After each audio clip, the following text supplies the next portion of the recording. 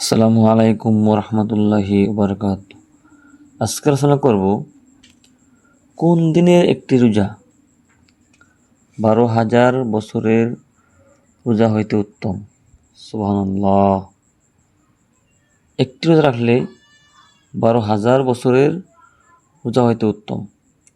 উত্তর হলো জিলহজের রোজা, অর্থাৎ আপনি জিলহজের মাসে নফল রোজা রাখবেন, তাহলে একটি রোজাই 12,000 বছরের নফল রোজা হইতে উত্তম হবে। সুবহানাল্লাহ। এই জন্য আপনি এই ভিডিওটা শেয়ার করে দিবেন, যাতে অন্য মুসলমান ভাই এবং বোনেরা এই আমলটি জানতে পারে, তারাও এই আমলটি করতে পারে।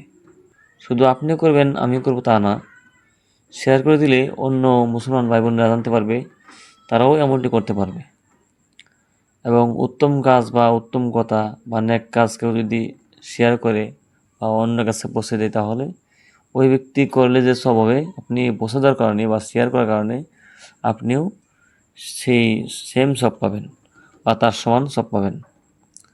আল্লাহ রাব্বুল আলামিন আমাদের সবাইকে এই আমলটি করার তৌফিক দান করুক। আমিন।